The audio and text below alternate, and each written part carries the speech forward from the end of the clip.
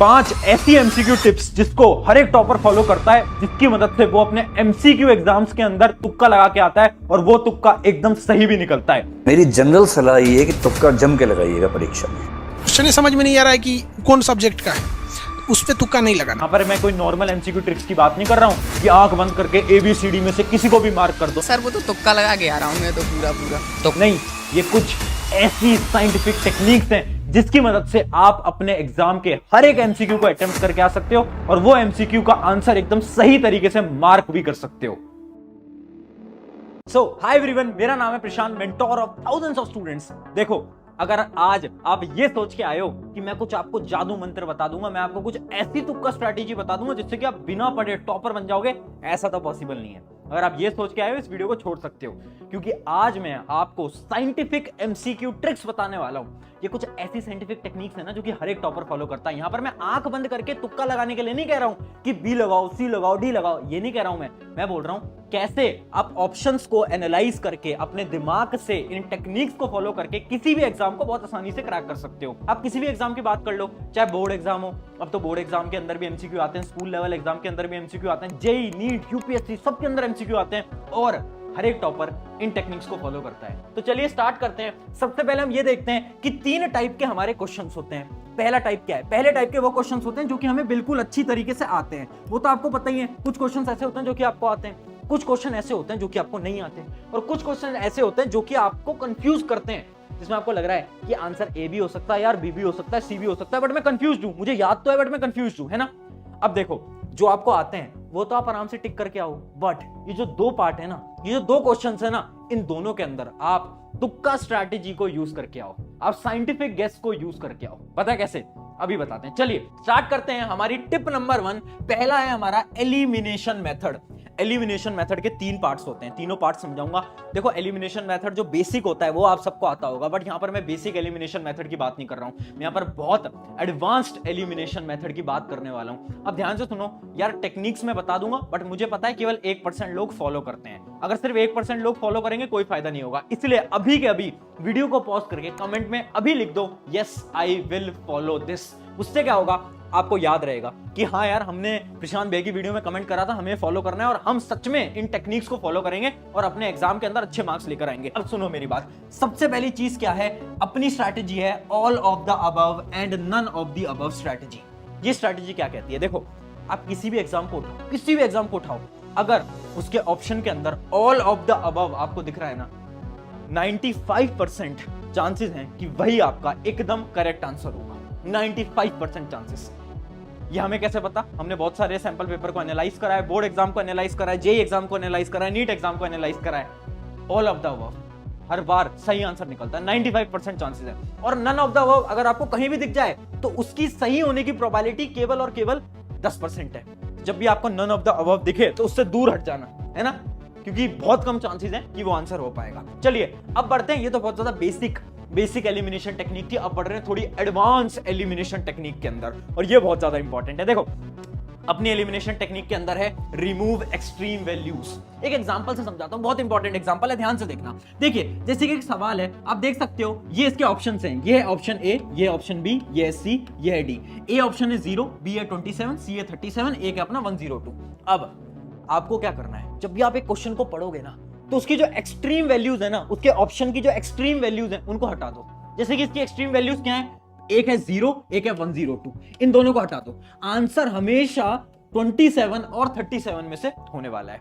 अब आप सवाल करोगे, भैया ये क्या लॉजिक हुआ? लॉजिक बता रहा हूं। हर एक टीचर जो कि आपके एमसीक्यूज को बनाते हैं ना, वो कुछ ऑप्शन को ऐसे बनाते हैं कि बच्चा देख के उस ऑप्शन को तो हटा दे, है ना, उसको तो टिक ही ना करके आए। आपके पेपर को आसान बनाने के लिए किया जाता है। तो जब भी आपको एक्सट्रीम वैल्यूज दिखें, जैसे कि एक और एग्जांपल देखते हैं, 1 2 4 19, एक्सट्रीम वैल्यू कौन सी है? 19, तो आंसर 19 तो कभी नहीं होगा, कभी नहीं होगा, 1 2 4 में से होगा। हम क्या कर रहे हैं, हम एलिमिनेट कर रहे हैं। जो हमें लग रहा है ना यार ये तो नहीं हो सकता, उसको एलिमिनेट करो। अब आप इन 3 में से कोई भी एक को गेस कर सकते हो या फिर आप सॉल्व कर सकते हो।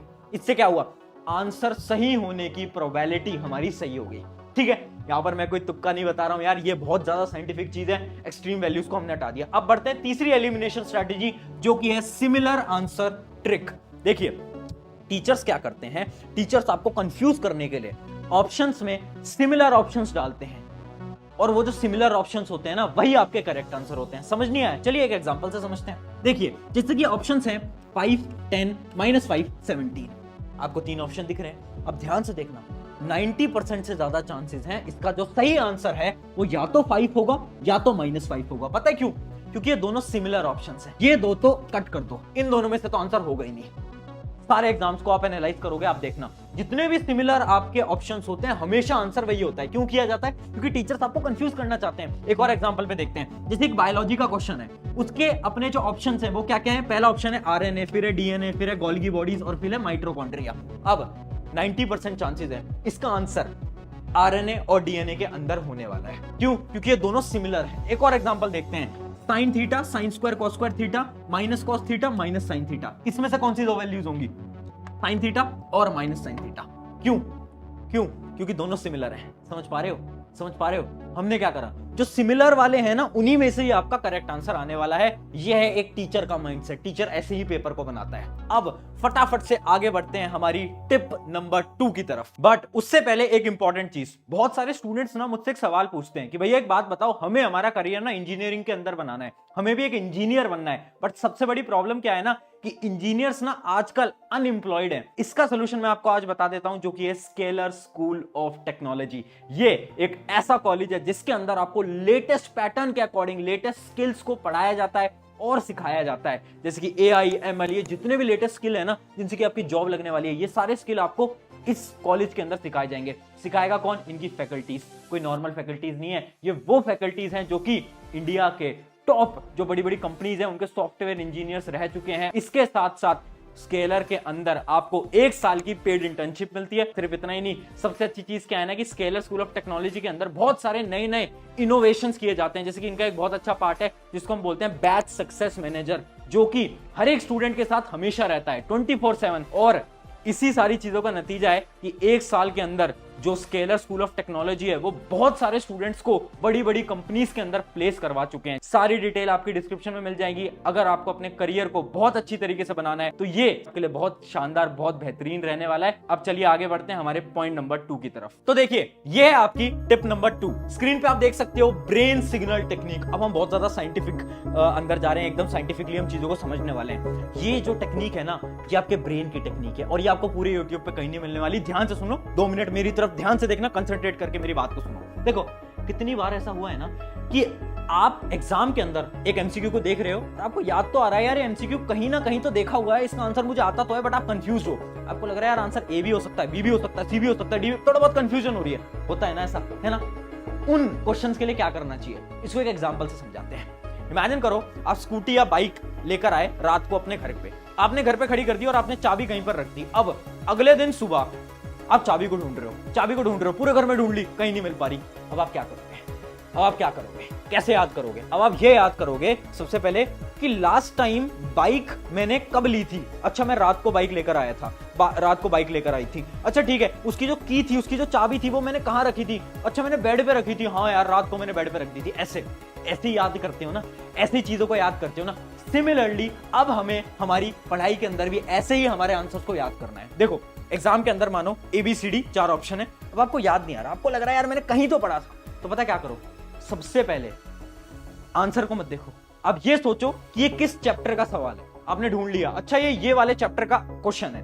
अब खुद से पूछो उस चैप्टर में से किस टॉपिक का ये सवाल है। जब ये सवाल पूछोगे ना ऑटोमेटिकली आपको उसका आंसर याद आ जाएगा। अब होता क्या है ना, जब ये रिकॉल करते हो ना कि अच्छा ये इस चैप्टर का सवाल है और इस चैप्टर में इस टॉपिक का सवाल है, तो आपके जो न्यूरॉन्स है ना ब्रेन के अंदर वो कनेक्ट कर जाते हैं और उसका जो आंसर है, उसकी जो मेमोरी है वो आपको अचानक से रिकॉल हो जाती है। तो ये इसके पीछे का साइंटिफिक कॉन्सेप्ट है। अब ये करोगे ना एग्जाम के अंदर, अचानक से आपको आंसर याद आ जाएगा।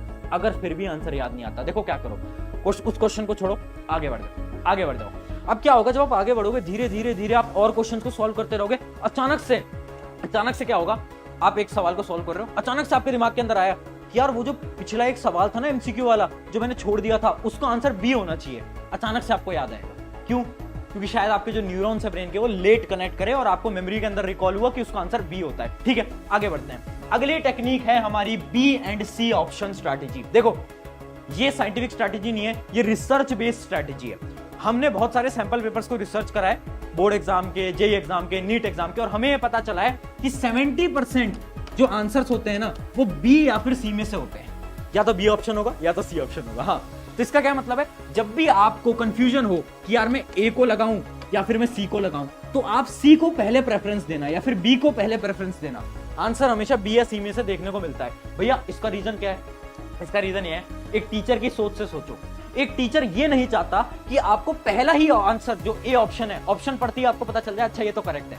एक टीचर कभी नहीं चाहेगा पहला ही ऑप्शन करेक्ट हो, और एक टीचर ऐसा भी नहीं चाहेगा कि जो लास्ट वाला ऑप्शन है आपको मतलब इतना टाइम लग जाए कि आप लास्ट ऑप्शन तक आओ और आपको पता चले अच्छा है लास्ट वाला ऑप्शन करेक्ट है। इस वजह से हर एक टीचर क्या करते हैं ना, बी और सी इन दोनों के बीच में ही अपने करेक्ट आंसर को रखते हैं। ठीक है, ये होती है हमारी बी और सी स्ट्रैटेजी। चलिए आगे बढ़ते हैं। हमारी tip number 4, assertion reasoning strategy. देखिए आजकल क्या हो गया है, बोर्ड एग्जाम के अंदर, जेईई एग्जाम के अंदर, नीट एग्जाम के अंदर असर्शन रीजनिंग बहुत बार पूछी जाती है ना। असर्शन रीजनिंग क्या होती है, दो स्टेटमेंट दी जाती हैं और ऐसे आपको ऑप्शन दिए जाते हैं ए बी सी डी, है ना।